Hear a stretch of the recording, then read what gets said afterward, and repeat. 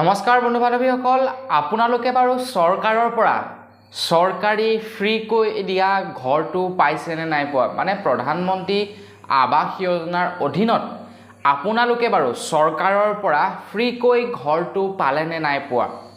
যদি আপোনালোকে চৰকাৰৰ পৰা এতিয়ালৈকে প্ৰধানমন্ত্ৰী আৱাস যোজনাৰ ঘৰটো পোৱা নাই, তেনেহ'লে চিন্তা কৰিব নালাগে। মই আজি আপোনালোকক জনাম যে কেনেকৈ আপোনালোকে চৰকাৰৰ পৰা প্ৰধানমন্ত্ৰীৰ আৱাস যোজনাৰ ঘৰটো ল'ব পাৰিব, কেনেকৈ আপোনালোকে অনলাইন আবেদন কৰিব পাৰিব। মই আজি ইয়াৰ বিষয়তে ক'ম। গতিকে মই শ্ৰীপাঞ্জিত গৈ আপোনালোকে চাই আছে আপোন নিউজ। আহক আৰম্ভ কৰোঁ আজিৰ ভিডিঅ'।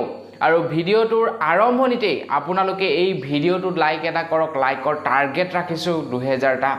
চাওঁ কিমান সোনকালে লাইকৰ টাৰ্গেটটো কমপ্লিট কৰিব পাৰে, কাৰণ ইমান এটা ভাল খবৰ আনিছোঁ। গতিকে লাইক এটাটো হ'বই লাগে। তো বন্ধু বান্ধৱীসকল, আপোনালোকৰ ঘৰত যদি এতিয়ালৈকে কোনেও চৰকাৰী আৱাস যোজনাটো পোৱা নাই, তেনেহ'লে চিন্তা কৰিব নালাগে, এই বছৰ আপোনালোকে পাই যাব। আপোনালোকৰ বাবে এটা ভাল খবৰ আহিছে। আপোনালোকে কেৱল আপোনালোকৰ স্মাৰ্টফোনটো ব্যৱহাৰ কৰিয়ে অনলাইনৰ জৰিয়তে আবেদন কৰিব পাৰিব চৰকাৰী আৱাস যোজনাৰ বাবে আবেদন। আগতে কি হয়, আপোনালোকে কাৰোবাক জনায় যে মোক ঘৰটোৰ কাৰণে এপ্লাই কৰি দেচোন, বা আপুনি গৈ কোনোবা এজন সভাপতিক কয়গৈ মোক এবাৰ ঘৰটো ধৰি দিব, কিন্তু তেওঁলোকেতো নকৰে তেনেকুৱা কাম। আপোনাক মানে শুনিলে ঠিক আছে কৰি দিম বুলি কয়, বাকী নকৰে আৰু। কিন্তু আজিকালি কি হৈছে, চব অনলাইন যুগ নহয় জানো? তো সেইবাবে চব বস্তু আজিকালি অনলাইনৰ প্ৰক্ৰিয়াৰে হয়। তো আপোনাৰ ঘৰটোও আপুনি অনলাইনৰ প্ৰক্ৰিয়াৰে আবেদন কৰিলে ডাইৰেক্ট আপোনাৰ ইনফৰমেশ্যনটো গৈ পালেগৈ প্ৰধানমন্ত্ৰীৰ ওচৰত, আৰু প্ৰধানমন্ত্ৰীয়ে ভাবিলে হয় মানুহগৰাকীক ঘৰটো দিব লাগে, গতিকে আপোনাক এলিজিবল কৰি ঘৰটো দি দিলে। তো সেইবাবে আপোনালোকলৈ এই ভাল সুবিধাটো আনিছোঁ। আপোনালোকে গুগল প্লে ষ্টৰৰ পৰা ডাউনলোড কৰিব লাগিব প্ৰধানমন্ত্ৰী আৱাস যোজনাৰ এপটো। তো সেই এপটো ডাউনলোড কৰাৰ পাছত আপোনালোকে আপোনাৰ ঘৰৰ যিকোনো এটা মোবাইল নাম্বাৰ দি তাত প্ৰথমে ৰেজিষ্টাৰ হ'ব লাগিব।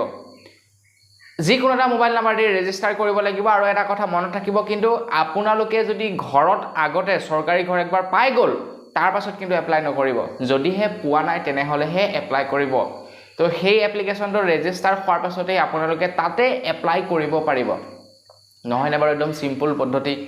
আগতে আপুনি কাৰোবাৰ প্ৰেচিডেণ্টক ক'লেগৈ, ছেক্ৰেটৰীক ক'লেগৈ যে মোক ঘৰ এটা লাগিছিলে, এপ্লাই কৰি দিয়া। তেওঁলোকেও আজিকালিনো কৈ ইমান মানুহ সৎ থাকে যে আপুনি ক'লেই এপ্লাই কৰি দিব।